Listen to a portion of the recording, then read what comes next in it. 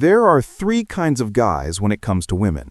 The first kind thinks influence is manipulation, something dirty, something wrong. So he plays nice, stays passive, and wonders why she never feels anything for him. The second kind reads a few tricks online, tries to hack her psychology with rehearsed lines and calculated moves, and comes off like a robot, pretending to be human. Then there's the third kind. He understands something the other two don't. Her mind isn't a fortress you need to storm. It's a garden you learn to navigate. And once you understand the path, she walks it willingly because you've made her want to. By the end of this video, you'll know exactly how to become that third man, the one who doesn't chase her attention, but commands it without saying a word. Let me take you back to a moment that changed everything for me. I was sitting across from a woman I'd been seeing for a few weeks. Smart, beautiful, the kind of woman who had options. We were at dinner, and she was telling me about her day, something about her boss being unreasonable, some project falling apart. The old me would have jumped in immediately. "You should tell him this, sir. Have you tried that?" I would have tried to fix it, to prove I was valuable, to show her I cared. But that night, I did something different. I leaned back, stayed quiet, and just listened. Not the fake nodding along kind of listening, real listening. I watched her eyes, the tension in her shoulders, the way her voice shifted when she talked about what really frustrated her. And then, after a long pause, I said one sentence. "You're not mad at him. You're mad because you already know what you need to do, and you're afraid of what happens if you actually do it." She went silent, stared at me. Then her whole body relaxed. "How did you know that?" she asked. I didn't answer. I just smiled. And in that moment, something shifted. She started leaning in, asking me questions, seeking my perspective on everything. Because I didn't try to control her mind, I simply showed her I already understood it. That's the technique. It's not manipulation. It's not tricks. It's perception. And perception is the most powerful force in human interaction because it bypasses logic entirely. When you demonstrate that you see what she doesn't even see in herself, you stop being just another guy. You become the mirror she can't look away from. Most men completely misunderstand this. They think influence means talking more, doing more, proving more. They think if they just explain themselves better, if they just show her how great they are, she'll finally get it. But here's the brittle truth. She doesn't care about your resume. She cares about how you make her feel about herself. And the fastest way to make her feel seen, truly seen, is to stop performing and start observing. Let me show you what this looks like in practice. Imagine you're texting her.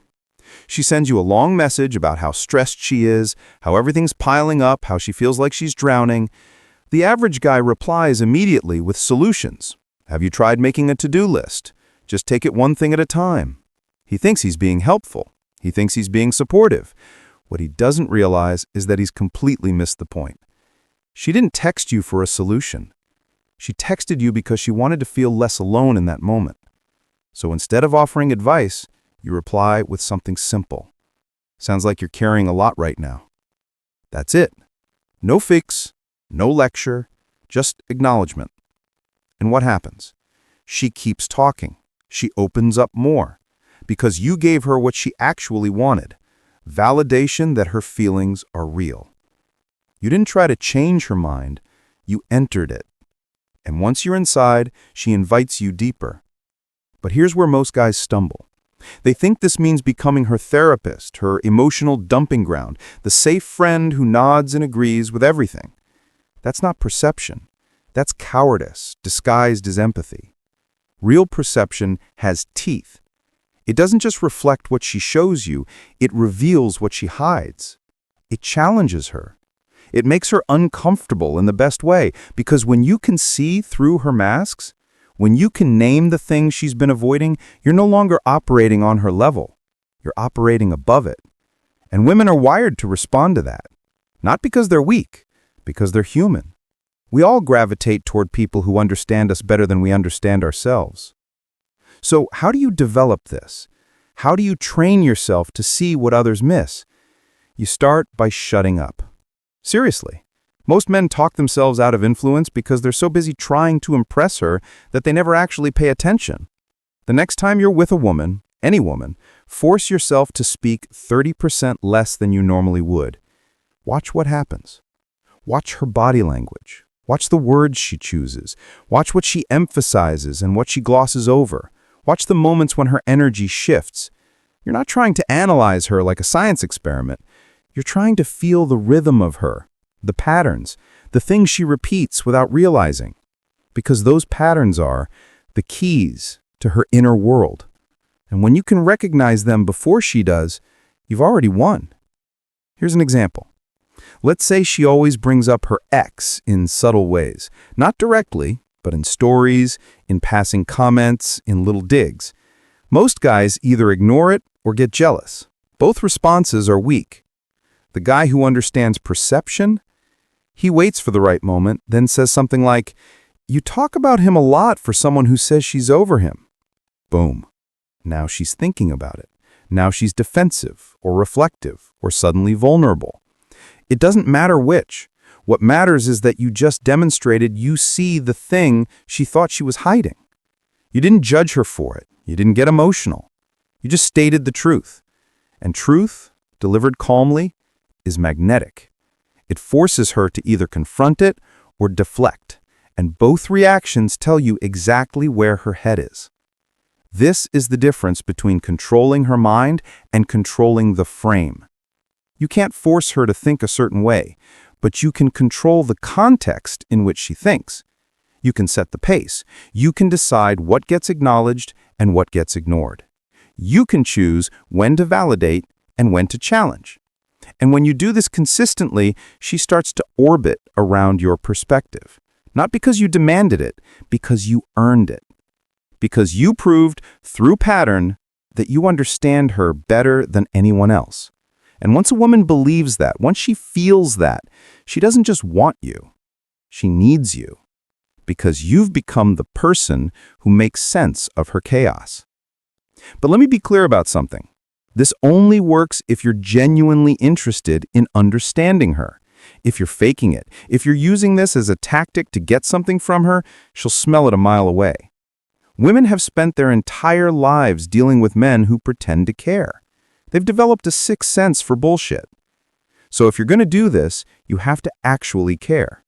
Not in the desperate, needy way, in the curious, interested way. You have to be the kind of man who finds people fascinating, who asks questions because he wants to know, not because he's trying to score points. That authenticity is what separates influence from manipulation. Manipulation is extractive. Influence is collaborative. One takes, the other creates. Now here's the part most guys won't admit. This technique works on you too. If she's smart, if she's observant, she's already using it on you. She's already watching your patterns, testing your reactions, seeing where you're vulnerable. And if you're not aware of that, if you're not conscious of your own inner world, she'll run circles around you.